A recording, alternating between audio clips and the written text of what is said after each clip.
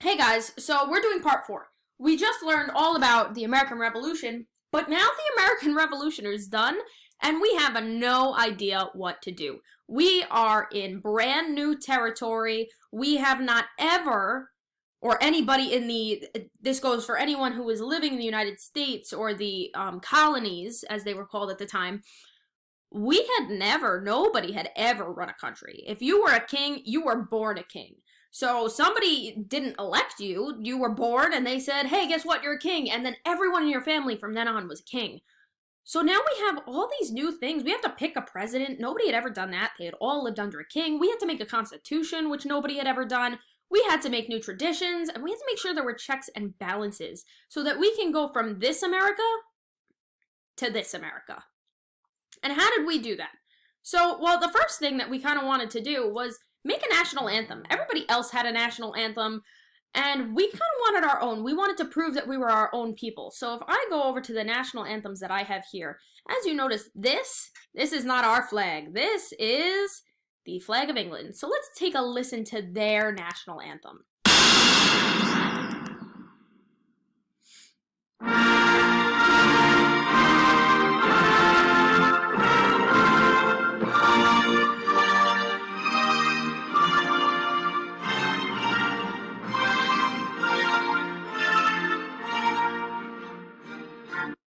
Now that part, that's just the first part. There's lyrics also, and if I speed ahead, you can actually see the lyrics. This is called God Save Our Queen. This is the national anthem of, excuse me, of England, or Great Britain. If you look at ours, though, take a listen to our original, this is no longer our national anthem. Take a listen to this. Sorry.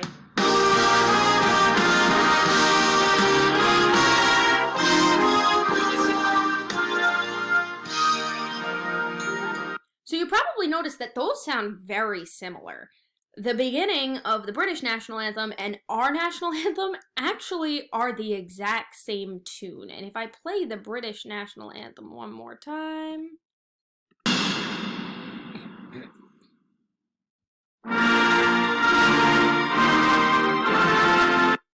See? Very similar. The reason for that is the man who wrote it, his name was Francis Scott Key. He loved the British national anthem. He loved the song that it came from. It was a song that was written and then they had put lyrics into it, God Save the Queen. He enjoyed that tune, so he wrote our national anthem in less than 30 minutes to that original tune. And our national anthem, which you had just seen, let's go back to it, is My Country 'Tis of Thee. My country 'tis of thee, sweet land of liberty, of thee I sing. We are the land of liberty. We're talking about the land of liberty, the land of pride. Freedom rings in ours. So ours is a little different from God Save the Queen because it's theirs is a national anthem about their queen. We didn't have one. But we switched that national anthem. We didn't want that one anymore. That was the national anthem for a while, but then we got a new one, and it's the one that we still use today. This one is by a man named Smith. It's the Star Spangled Banner. Now, we sing this every day at school, and I have noticed that not all of you actually know the lyrics. Some of the lyrics you guys kind of make up. So we're going to go through those lyrics now. Oh, say can you see by the dawn's early light what so proudly we hailed at the twilight's last gleaming, who's brought stripes and bright stars through the perilous fight, or the ramparts we watched were so gallantly streaming, and the rocket's red glare, the bombs bursting in air, gave proof through the night that our flag was still there. Oh, say, does that star-spangled banner yet wave o'er the land of the free and the home of the brave? So, we sing that every day. But what does it mean? So, the dawn's early light. This whole thing was actually written about a time. It was written about when the British were fighting the colonists about Fort McHenry. They were looking to take hold of Fort McHenry. That is a fort that we were defending, a military fort. So he's saying the dawn's early light. So he woke up very early after a battle to see what had gone down, what had happened after this battle, and he sees broad stripes and bright stars. broad stripes and bright stars. What does that remind you of? Bright stars, big stripes, the American flag. He sees the flag, and after the rockets, now they weren't really talking about rockets, they were actually talking about the bombs that the British were firing at Fort McHenry. So after all these bombs, our flag was still there over the land of the free and the home of the brave. So this section is talking about that. Our flag was still standing. They had sent all these bombs. They had this huge military that they sent to go after these poor people who just wanted to be free. And when he looked over in the morning, not a single one of those bombs, those British fired bombs, had knocked down our flag. And he took that as a sign that even though they fought for that fort, the British didn't take the fort. We actually kept it in our possession. The Americans kept that fort, and that told him that we were actually going to win this war, and that's why he wrote the Star-Spangled Banner. And we adopted this as our national anthem much, much later. We kept the other one for a very long time. So now we have to decide on a new type of ruler, and we didn't want it to be a king. We wanted to make sure that our people were protected. And right here we have our last two presidents, Barack Obama and Donald Trump. These two were our presidents. And right now we refer to the presidents, when you speak to them, as Mr. President. If there was a Mrs. President, Madam President, something like that, if it was a woman, but Mr. President, since all the presidents thus far have been men. George Washington became our first president, and they voted him in unanimously, basically, which means they all wanted him to be president. Why? Because he led us to victory during this huge war. He did that. It was pretty much a lot of him making decisions and taking us from this ragtag disaster team to an actual trained military with the help of some people. So he was our first president. But people didn't know what that meant. They had to kind of make it up. Did they call him Your Majesty or Your Highness? They had no idea. So he asked just to be called Mr. President. It sounded more like he was one of the people and not like somebody who was a ruler. He was just one of us. And that's what our country is built on today, that the president is also a citizen. He is not above the law. So if the president breaks the law, he too can go to jail. He can lose his job, just like all the rest of us. So, George Washington couldn't do this alone. He didn't even know what his job actually was to begin with. So he decided to get some help. He asked for Hamilton, Jefferson, and Knox, and they would become the Secretary of State, Treasury, and War. What does that mean? One of them each takes kind of a position to help him lead the country, and he also elected something called the Cabinet.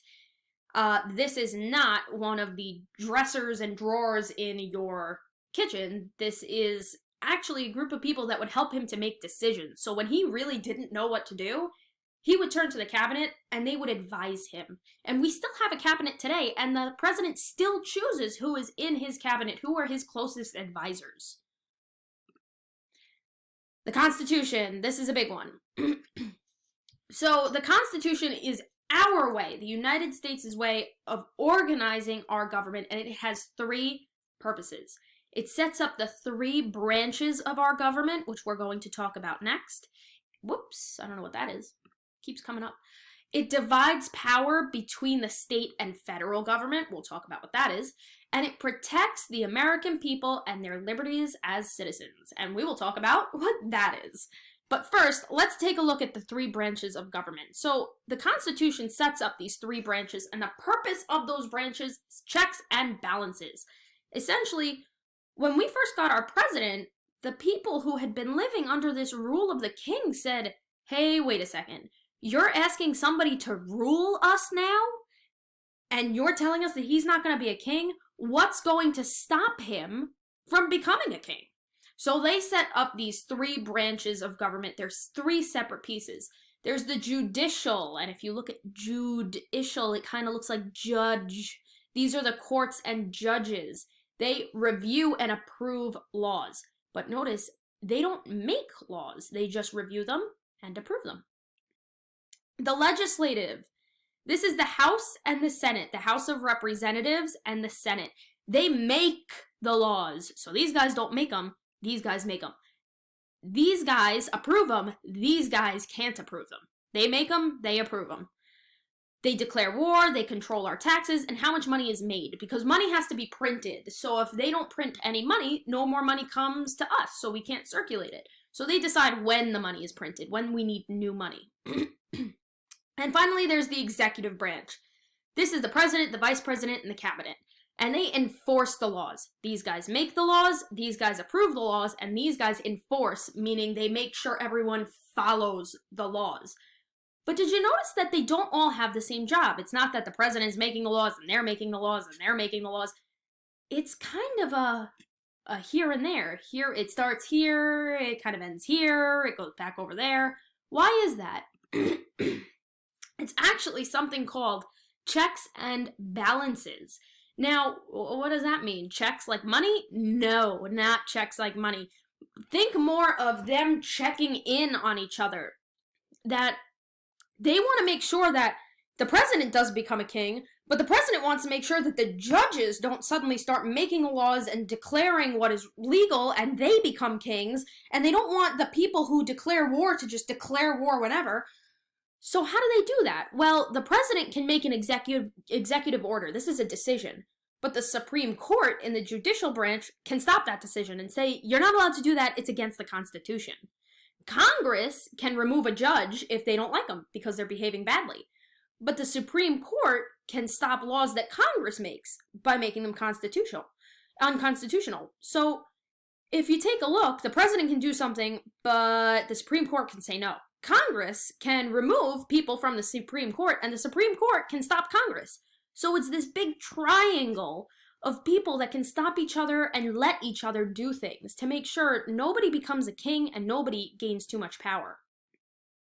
Now, the other thing that it does, the Constitution, is federal versus state laws. There's state powers, I'm sorry.